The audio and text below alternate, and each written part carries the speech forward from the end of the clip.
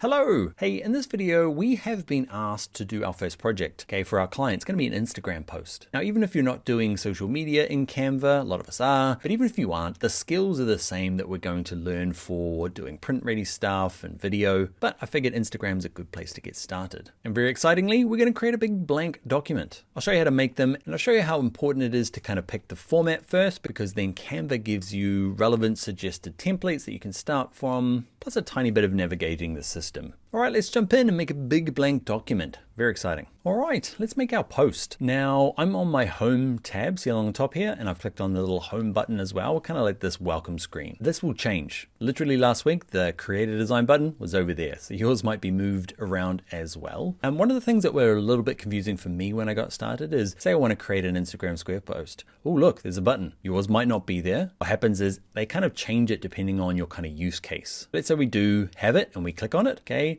It opens up in a tab and gives us a blank Instagram Square box. But if I go back to that home screen there and I go, actually, I want to create a design this time and to be under social media, and I want it to be an Instagram Square post, you're like, oh, which way is better? It doesn't matter. You end up at the exact same place. There are so many ways of making a document in Canva, but they all lead to the same place. Same with this. If I go, hit this little plus button and I go, oh, look, Instagram Square post. Is that different? Nope.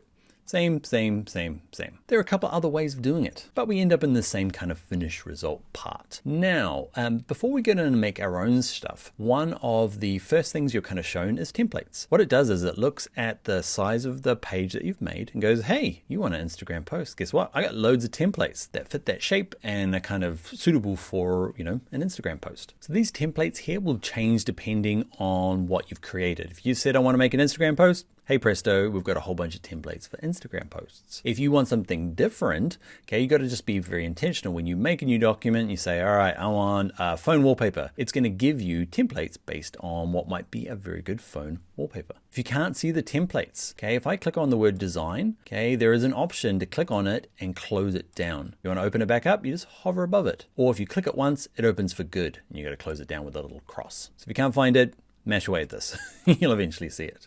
Now to apply a template, let's go back to one of these first ones I made. Let's go through and let's do a search. Let's do, say, cafe, okay? And it's gonna give me templates based on cafe. So I'm gonna click on this. Ooh, that looks cool. Okay, so I've got my cafe template. I can now go through, click on it, start changing the text to, okay, our own brand, and we can start making adjustments. Now, while templates are great to get started, they can be a little bit confusing as well because you don't really know how things are created. So we're gonna go through, make stuff ourselves, build it all up from scratch so that you can make your own templates and so that you can start using other people's templates like a boss. Lastly, before we wrap up, let's close down all of the tabs that we've opened up. You can just hit the little cross in the corners here or Control W on a Mac, Control W on a PC to close them all down, and we should only have the Canva tab open. I've brought you back to here because can you see here a whole bunch of untitled documents? Okay, that's because when I was clicking on an Instagram post the few times, it's gone and made a whole bunch of documents, okay, and they're just called untitled. Not very good. So it's going to clean everything up by going to, let's do this first one here. There's a move to trash button. Okay, and you can do it all for the ones that we just created if you were following along. I'm going to hit the ticks in all the corners to say I want all of these. These are lots of things I was messing around with. Okay, all of them. Can you see down the bottom here? I'm going to hit the trash can so that all of these go into the trash. Now we're nice and tidy again and we can get started. All right, I'll see you in the next video.